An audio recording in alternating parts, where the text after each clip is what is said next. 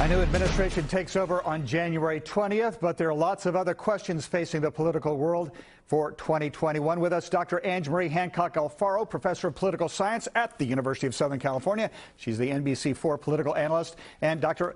Raphael Sonenshein, the director of the Pat Brown Institute at Cal State Los Angeles. So to both of you, let's start off with Gavin Newsom. Politico is reporting that he may be facing a recall campaign. There's money behind it.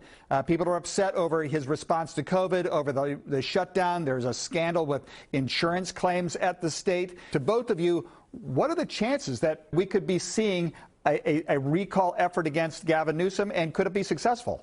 I have never met a politician in my life who isn't terrified of that word recall. It scares them much more than an election, because a recall has weird rules that are really goofy and can flip things around. It's unpredictable. Logically, he shouldn't have anything to fear, but if a bunch of replacement candidates get on the ballot, that could be a real problem, because people might vote against him who are Democrats, thinking somehow that their replacement candidate is going to replace him, which will not happen. You know, I would agree. I think the two things I would add is that, number one, Gray Davis was less popular than Gavin Newsom is now. We have not gone through a couple more months of deaths from the pandemic, and also this burgeoning restaurant movement, I think, is something that we do need to watch. And then the second thing is, again, a popular candidate. So Arnold Schwarzenegger becomes governor after Gray Davis. If you have another prominent Republican step in who could be as popular, tested or not, that could change the dynamic. So let's turn to Washington, D.C. So listen, yes, the Democrats have their issues with Alexandria Ocasio-Cortez and the left wing of their party, but Republicans are the biggest question. What do you expect? I think they are in a battle for the soul of the party. To the degree there's a soul in any political party. I think that one of the key things that needs to be watched is whether or not there will be someone who will serve as that successor to Trump.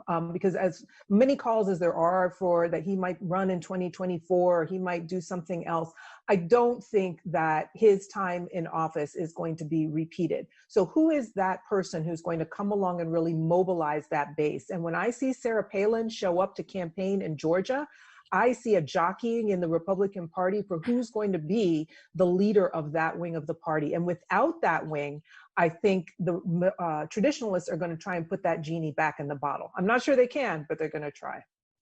When he leaves, the Republicans are going to find a gigantic void at the heart of their party, because they're not going to have any idea what they are. All they are now is Donald Trump. And if you don't like him enough, you'll probably leave the party, as opposed to creating some force within the party. So the Democrats are not a one-person party. In fact, the Democrats are like a 100 million person party, with everybody with their own point of view arguing it out. So even though the Democrats are always fighting internally, they're not so wrapped around one human being and that person's message, which may or may not be a populist message, by the way. I'm not sure I would identify Trump as a populist. He's Trump. He is about Trump and Trumpism. So there's the special election coming up in a couple of days in Georgia. There's a school of thought that says, yes, the president or the president-elect wants to have a Democratic Senate. But there's another school that says, listen, if the Republicans maintain the majority, at least he'll be able to tell the left wing of his party, hey, listen, I'm doing the best I can. My hands are tied. I have to deal with Mitch McConnell. Certainly the idea that you could sort of run the table and do what you want, and how you would actually discipline the far left wing of the Democratic Party to prevent them from kind of going off the rails, I think that would be a challenge. But I think that would be a challenge President-elect Biden would like to have, particularly because so much is needed so quickly, right? So in that first 100 days, you've got a pandemic, you've got a K-shaped economic, situation where some folks are doing better and folks are doing far worse. You've got kids out of school. There is so much that needs to be attacked. I think President-elect Biden would vastly prefer the former rather than the latter for that exact reason. You want to control the agenda in the Senate, even if it's by like one vote, the vice president's vote to break a tie. You'd control committees, and the moderate Democrats would still control the Senate at that point. The person who may not want the Republicans to win in Georgia is Donald Trump, because he's very mad at Mitch McConnell, who announced that he thinks that Joe Biden is now the president. And Donald Trump is furious. He's furious at the Republican leaders of Georgia. And nothing would be sweeter for Donald Trump than to cause the two Republicans to lose in the Senate race in Georgia and cause McConnell to get punished and lose his job. What interests you the most going into the new year? I think there's only one question. Can government in a democratic society address our principal crises in our day-to-day lives in a way that allows this democracy to endure despite great opposition internally to our own democracy? That's the question Abraham Lincoln asked at the Gettysburg Address, and I think it's the first time we've had to ask that again.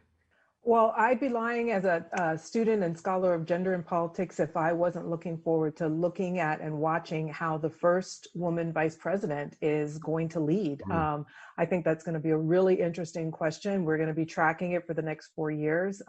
I think the other question for me is whether or not this administration and this Congress will be able to restore the faith of the American people in their institutions, because democracy has really taken a hit over the past 4 years. And so it is a tall order to restore both sides' faith in the institutions that were designed so long ago. Dr. Ange-Marie Hancock Alfaro, professor of political science at USC. Dr. Raphael Sonenshein, Executive Director of the Pat Brown Institute for Public Affairs at Cal State LA. Thank you very much to both of you, and best of luck in the new year. Stay safe and stay COVID-free. Thank you. Thank Same you. to you. You too, Conan. Take care. Good to see you, Rafe. Bye, Ange-Marie. Great to see you again. Take care.